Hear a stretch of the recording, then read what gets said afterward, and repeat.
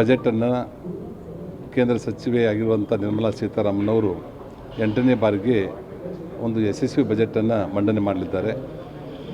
ದೇಶದ ಎಲ್ಲ ರಾಜ್ಯಗಳು ಮತ್ತು ಎಲ್ಲ ಇಲಾಖೆಗಳಿಗೆ ಸಂಬಂಧಪಟ್ಟಂಥ ಸರ್ವತೋಮುಖ ಅಭಿವೃದ್ಧಿಗಾಗಿ ಅವರು ಬಜೆಟನ್ನು ಮಂಡಿಸುವಂಥ ನಿರೀಕ್ಷೆ ಇದೆ.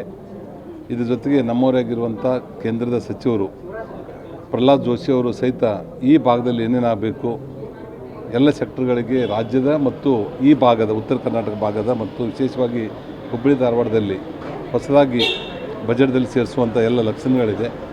ಇದರಿಂದ ಒಂದು ಕೇಂದ್ರದಲ್ಲಿ ಈ ಬಜೆಟಿನ ಮಂಡನೆಯಾದ ನಂತರ ಒಂದು GDP ದೇಶದಲ್ಲಿ ಅತಿ ಹೆಚ್ಚು ಆಗುವಂಥ ನಿರೀಕ್ಷೆ ಇದೆ.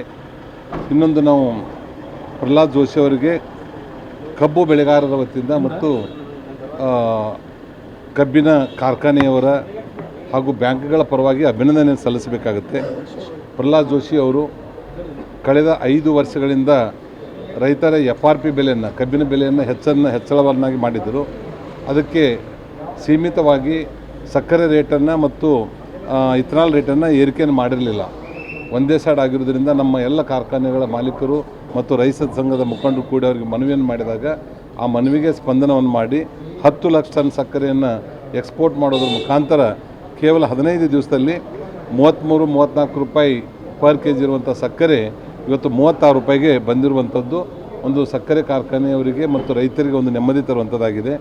ಒಟ್ಟು ದೇಶದ 140 ಕೋಟಿ ಜನರಲ್ಲಿ ಅಂದಾಜು 11 ಕೋಟಿ ಜನ ಕಬ್ಬು ಬೆಳೆಯುವ ರೈತರಿದ್ದಾರೆ. ಈ ಸಕ್ಕರೆ ಕಾರ್ಖಾನೆಗಳು ನಷ್ಟದಲ್ಲಿ ಬಂದರೆ ರೈತರಿಗೂ ಸಹಿತ ಒಂದು ನಷ್ಟ ಆಗ್ತಾಯಿದೆ. ಇದನ್ನು ಅರಿತು ಒಂದು MSP ರೇಟನ್ನು ಹೆಚ್ಚಳ ಮಾಡುವಂಥದ್ದು ಮತ್ತು ಕಬ್ಬಿನಿಂದ ಬರ್ತಿರುವಂಥ ಸಿರಪ್ದಿಂದ ಇಥನಾಲ್ ಮಾಡುವಂಥದ್ದಕ್ಕೆ ಬ್ಯಾನ್ ಮಾಡಿದ್ದರು. ನಾವೆಲ್ಲರೂ ಸೇರಿ ಮನವಿ ಮಾಡಿದಾಗ ಸನ್ಮಾನ್ಯ ಪ್ರಹ್ಲಾದ್ ಜೋಶಿ ಅವರು ಅದಕ್ಕೆ ಮತ್ತೆ ಮರು ಚಾಲನೆಯನ್ನು ಕೊಟ್ಟು ಇವತ್ತು ಇಥನಾಲ್ ತಯಾರು ಮಾಡುವಂಥ ಘಟಕಕ್ಕೆ ಒಂದು ಅನುಮತಿಯನ್ನು ಕೊಟ್ಟಿದ್ದಾರೆ. ಇದರ ಸಲುವಾಗಿ ಕೇಂದ್ರದ ಪೆಟ್ರೋಲಿಯಂ ಮಿನಿಸ್ಟ್ರು ಸಹಿತ ನಮ್ಮ ಫ್ಯಾಕ್ಟ್ರಿಗಳಲ್ಲಿ ಏನು ವೇಸ್ಟ್ ಬರ್ತಾಯಿದೆ, ವೇಸ್ಟ್ ಟು ವೆಲ್ತ್, ಅದನ್ನು ಸದುಪಯೋಗಪಡಿಸೋ ಒಂದು CNG ಮಾಡುವಂಥದ್ರ ಕಡೆ ಪ್ರತಿ ಒಂದು ಯೂನಿಟಿಗೆ 10 ಕೋಟಿ ರೂಪಾಯಿವರೆಗೆ ಒಂದು ಸಬ್ಸಿಡಿಯನ್ನು ಕೊಡುವಂಥದ್ದು ಹೊಸ ಸ್ಕೀಮನ್ನು ಜಾರಿಗೆ ತಂದಿದ್ದಾರೆ. ಇದಕ್ಕೆ ಹೆಚ್ಚಿನ ಪರಿಶ್ರಮ ಪ್ರಹ್ಲಾದ್ ಜೋಶಿ ಅವ್ರದ್ದು ತಿಳಿದರೆ ತಪ್ಪಾಗಲಿಕ್ಕಿಲ್ಲ. ಒಟ್ಟಾರೆ ಬರುವಂಥ 10 ವರ್ಷಗಳ ಅವಧಿಯಲ್ಲಿ ಇವತ್ತಿನ ಯಾವುದೇ ಡೀಸೆಲ್ ಮತ್ತು ಪೆಟ್ರೋಲ್ಗಳ ಎಂಜಿನ್ಗಳು ಇರೋದಿಲ್ಲ. ಇವತ್ತು ನಾನು ಹೇಳ್ತಾ ಇರುವಂಥದ್ದು ನಮ್ಮದೇ ಇರ್ಬೋದು, ಬರುವಂಥ ದಿವಸಗಳಲ್ಲಿ ನಮ್ಮದೇ ಆಗಿರುವಂಥ ಇಥನಾಲ್ ಮತ್ತು CNG ಇಲೆಕ್ಟ್ರಿಕಲ್ ವೆಹಿಕಲ್ಲು ಈ ದೇಶದಲ್ಲಿ ಇರ್ತಾಯಿದೆ ಅನ್ನುವಂಥದ್ದನ್ನು ನಾವು ಹೆಮ್ಮೆಯಿಂದ ಹೇಳ್ಬೋದು. ನಮ್ಮ ನೆಚ್ಚಿನ ಪ್ರಧಾನಮಂತ್ರಿಗಳು ನರೇಂದ್ರ ಮೋದಿಜಿ ಅವರು ಸಹಿತ ಆತ್ಮನಿರ್ಭರ ಭಾರತದಲ್ಲಿ ನಮ್ಮ ದೇಶದಲ್ಲಿ ತಯಾರಾಗುವಂಥ ವಸ್ತುಗಳಿಂದನೇ ನಾವು ಬದುಕಬೇಕು ಅನ್ನುವಂಥದ್ದನ್ನು ಏನು ಅವ್ರ ಮೇಲಿನ ಮೇಲೆ ಹೇಳ್ತಾ ಇರ್ತಾರೆ. ಅದ್ರ ಸಲುವಾಗಿ ಈಗಾಗಲೇ 20% ನಾವು ಆಯಿಲ್ಗಳನ್ನು ಇಂಪೋರ್ಟ್ ಮಾಡ್ತಾಯಿದ್ದೀವಿ. ಆಯಿಲ್ ಇಂಪೋರ್ಟ್ ಮಾಡ್ಕೊಳ್ಳುವಂಥದ್ರಲ್ಲಿ ಕಬ್ಬಿನಿಂದ ಮತ್ತು ಗೋವಿನ ಜೋಳ, ಮೆಕ್ಕೆಜೋಳ ಮತ್ತು ಅಕ್ಕಿಯಿಂದ ನಾವು ಪೆಟ್ರೋಲನ್ನು ತಯಾರು ಮಾಡ್ತಾಯಿದ್ದೀವಿ. ಇದರ ಜೊತೆಗೆ ಬರುವ ಮುಂದಿನ ವರ್ಷದಿಂದ ವಿಮಾನಗಳಿಗೂ ಸಹಿತ 5% ಇಥನಾಲನ್ನು ನಮ್ಮ ದೇಶದಲ್ಲಿ ನಮ್ಮ ಹೊಲದಲ್ಲಿ ಬೆಳೆದಿರುವಂಥ ಉತ್ಪನ್ನಗಳನ್ನು ಉಪಯೋಗ ಮಾಡಿಕೊಂಡು ವಿಮಾನಗಳಿಗೆ ಪೆಟ್ರೋಲನ್ನು ಕೊಡುವಂಥ ವ್ಯವಸ್ಥೆ ಒಂದು ಹೊಸ ಕೈಗಾರಿಕಾ ನೀತಿ, ಹೊಸ ಇಥನಾಲ್ ನೀತಿ, ಬಯೋ ನೀತಿಯನ್ನು ಇವತ್ತು ತರ್ತಾ ಇದ್ದಾರೆ. ಇದ್ರ ಜೊತೆಗೆ ಇನ್ನೊಂದು ಸಂತೋಷದ ವಿಷಯ ಅಂದರೆ ಇಡೀ ಜಗತ್ತಿನಲ್ಲಿ ಪ್ಲಾಸ್ಟಿಕ್ಕನ್ನು ಬ್ಯಾನ್ ಮಾಡಿದ್ದಾರೆ.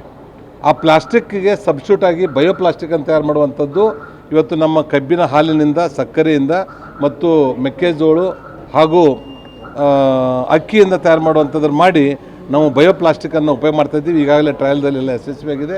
ನಮ್ಮ ನಿರಾಣಿ ಗ್ರೂಪು ಸಹಿತ ಅತ್ಯಂತ ದೊಡ್ಡ ಪ್ರಮಾಣದಲ್ಲಿ ಬಯೋ ಪ್ಲಾಸ್ಟಿಕ್ಕನ್ನು ನಾವು ತಯಾರು ಮಾಡ್ತಾಯಿದ್ದೇವೆ. ಬಜೆಟ್ ಬಗ್ಗೆ ನಾವು ಇನ್ನು ಕೇಳಿದ್ದೇ ಕೊಟ್ಟಿಲ್ಲ, ನಾವೇನು ನಿರೀಕ್ಷೆ ಮಾಡಬೇಕು ಅಂತ ಕೇಳ್ತಾರೆ ಕಾಂಗ್ರೆಸ್ನ. ಎಲ್ಲ ಅವ್ರು ಕೇಳಿದ್ದಲ್ಲ, ಇವತ್ತು ಬಜೆಟ್ ಆಗೋಕ್ಕಿಂತ ಸುಟ್ಟೋಕ್ಕಿಂತ ಮೊದಲೇ ಕುಲ ಹೊಲಿಸಿದಂಗೆ ಅವ್ರು ನೋಡೋ ಕಣ್ಣನ್ನೇ ಕಾಮಾಲೆ ಕಣ್ಣಿನಿಂದ ನೋಡ್ತಾ ಇದ್ದಾರೆ. ಪೂರ್ತಿ ಬಜೆಟ್ ಮುಗಿಲಿ, ಬಜೆಟ್ ಮುಗಿದಾಗ ಅವ್ರಿಗೇನು ಅದರಲ್ಲಿ ಏನು ಅಂಶಗಳು ಅಡಕವಾಗಿದೆ ಅನ್ನೋದು ಗೊತ್ತಾಗ್ತದೆ. ಅವಾಗ ಅವ್ರು ಮಾತಾಡಿದ್ರೆ ನಡೀತದೆ. ಈಗ ಪಕ್ಷದ ವಿಚಾರಕ್ಕೆ ಬಂದಾಗ ಏನು ಸಾಕಷ್ಟು ಬೆಳವಣಿಗೆಗಳಾಗ್ತಾ ಇದ್ದಾವೆ ಮತ್ತು ಕಿತ್ತಾಟದಕ್ಕೆ ತೆರೆ ಬೀಳೋ ಲಕ್ಷಣಗಳು ಕಾಣ್ತಾ ಇಲ್ಲ, ಇನ್ನೂ ಹೆಚ್ಚಾಗಬೇಕು. ನೋಡಿ, ಭಾರತೀಯ ಜನತಾ ಪಾರ್ಟಿ ರಾಜ್ಯ BJPಯಲ್ಲಿ ಸ್ವಲ್ಪ ಗೊಂದಲ ಇರುವಂಥದ್ದು ಸತ್ಯ.